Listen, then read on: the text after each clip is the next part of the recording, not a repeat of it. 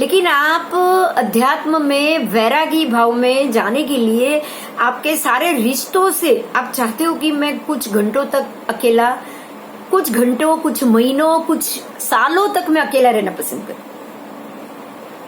इस जैसे योगियों का हिमालय की तरफ जाना, घर छोड़ के हिमालय में जाके रहना, सालों तक वो जाते हैं। वो ये चाहते हैं कि मैं, मेरी फैमिली, क्योंकि संसार को उन्होंने माया जान लिया और इसी माया जाल से दूर रह के खुद को अध्यात्म के प्रति जाना, ईश्वर के प्रति ले जाना और वापस यहाँ से वापस पुनरपि जननम, पुनरपि मरणम, पुनरपि जन्मम, पुनरपि मरणम, पुनरपि जननी जठरे शयन।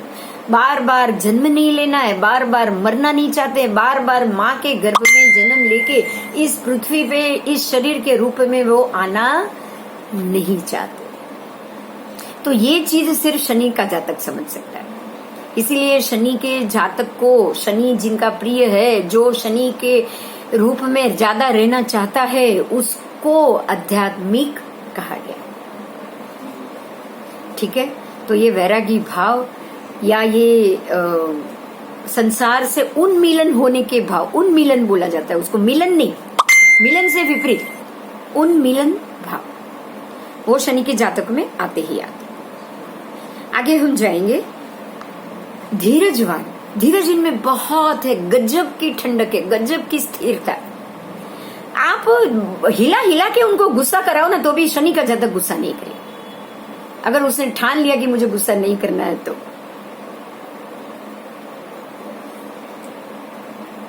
उसके बाद कृष्ण वर्ण, शरीर का रंग काला होना, वो तो ऑटोमेटिकली शनि के जातक है ही कि भाई उनको काला, क्योंकि शनि आपने आगे पढ़ा होगा, शनि का रंग काला ही होता है, ब्लैक ही होता है। और वो चाहते ही है कि शनि देव जिनके ज्यादा बलवान हुए या जिनका शनि ग्रह ज्यादा बलवान हुआ तो अपने देव के अनुसार उनका शरीर आना ही आना है, आना ही आना है, उसमें कोई सरप्राइज नहीं होता। ठीक है, अब उसके बाद वाले पीछे के पेज में भी आ जाना, पेज नंबर 26। शनि आयु का कारक है। अब शनि किस चीज का कारक है ये तो आपने जो भी जाना ना, वो उसकी प्रकृति, उसका स्वभाव, उसका आकार, उसका स्वरूप, उसका खुद का शरीर, शनि का खुद का जो क्या है, उनका किन किन के ऊपर कमांड है वो हमने जाना। अब हम जानेंगे कि शनि किस चीज का कारक है, मतलब अब क्या क्या चीज है जो कंप्लीटली शनि खुद ही बनाते और खुद ही वो लोगों को देते। तो सबसे पहली बात आएगी आयुष्य। शनि को आयुष्य का कारक है। यहाँ पे हम देखेंगे तो सूर्य और शनि दोनों एक दूसरे से पूरक हो गए। नॉर्मली ज्योतिष में सूर्य को शनि का शत्रु माना है और शनि को सूर्य का शत्रु माना है, लेकिन हकीकत ये है संसार और मोक्ष, संसार से मोक्ष दिलाने में शनि सूर्य को बहुत ज्यादा हेल्प करता है। अगर आपको मोक्ष चाहिए तो सूर्य शनि मित्र हो जाएंगे, क्योंकि सूर्य आत्मा है, शनि आयुष्य। आत्मा अपने कर्मों के नियमों से या अपने कर्मों के किए हुए फल को भोगने के लिए एक शरीर के अंदर बंध गई, तो शनि ने उसकी स्थिति को नियत कर दी कि भाई तू 50, 60, 70 साल तक तू जिएगा, उससे ज्यादा तू नहीं जिएगा, उसके बाद तू फ्री है। अब 70 साल तक तू ऐसा कर्म कर कि तुझे दूसरा जन्म लेने की जरूरत ही ना पड़े। तो इस हिसाब से शनि ने उसको छूट दे दी कि अब तू चाहे तो तू मोक्ष जाने की तैयारी शुरू कर सकता है। इस हिसाब से जो आत्मा शरीर में बंधी हुई है उस शरीर की आयु को नियत करके शनि ने सूर्य की मदद कर दी। बराबर। अच्छा, कर्म पद्धति से उसको भी ये सारे कर्मों को शांति से भुगत के खत्म करके यहां से मुक्त होने की भी उसने सहूलियत दे दी। अगर शनि के हिसाब से आप सारे कर्मों को बहुत अच्छे से, शांति से, स्थिरता से, अध्यात्म से, वैरागी बन के, संसार के मोह माया से दूर होके, शांत होके जो कर्म उदय में आया उसको शांति से काटो। अशुभ है तो भी एक्सेप्ट करो, ये बहुत अच्छी बात है। शनि एक चीज बहुत अच्छी बताता है, जो भी है स्वीकार करो। आपका ही किया हुआ कर्म है, पहले का, पूर्व का, या इस जन्म का या पिछले जन्म का, आपका ही किया हुआ कर्म आपके सामने उद्भवित हुआ है।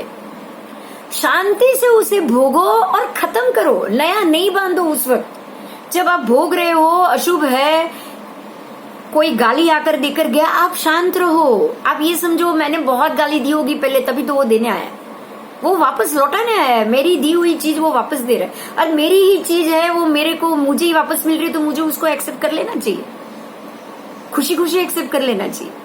अगर मेरी गाड़ी कोई 2 दिन के लिए लेके जाता है और वो वापस आता है, तो हम ले लेते ना चाबी, या उसको दे देते वापस? नहीं, हम ले लेते। तो मेरी ही दी हुई पहले की गाली गलोच वो आज वापस दे रहा है, तो मैं शांत होके एकदम ठंडक से उसको एक्सेप्ट कर लूं और हिसाब यहाँ पे बंद कर, अकाउंट बंद कर। अगर आप इस तरह से सारे कर्मों को, शुभ हो अशुभ हो, सबको एक्सेप्ट करते जाओ, सबको इस प्रकार से खत्म करते जाओ, फिर अगले जन्म बहुत कम आएंगे, बहुत कम।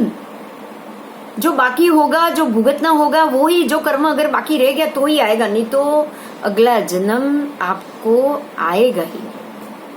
तो इस प्रकार से शनि सूर्य का मतलब आत्मा का मित्र हो गया। अगर आपको मोक्ष चाहिए तो हाँ, लेकिन आपको संसार चाहिए तो शत्रु हो गया।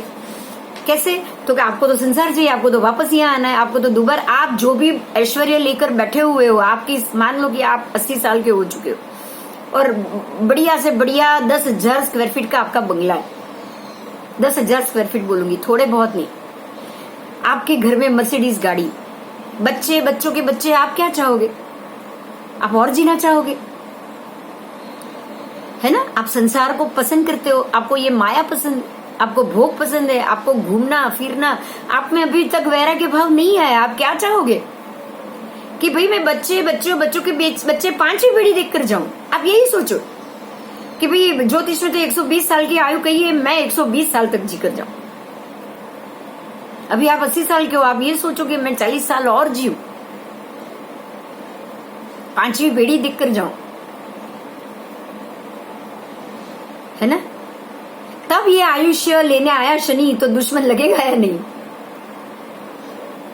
क्योंकि शनि का तो नियम है, आपका आयुष्य का समय आ गया, चलो यहां से, तब आपको शनि दुश्मन लगेगा। यदि आपको संसार प्रिय है तो शनि आपका शत्रु है, और यदि आप इस माया मोह सबसे बैरागी बनकर ये सब छोड़ के वापस पुनरपि जन्मम नहीं चाहिए, पुनरपि मरण आपको नहीं चाहिए, तो ही आत्मा का मित्र शनि हो जाता है।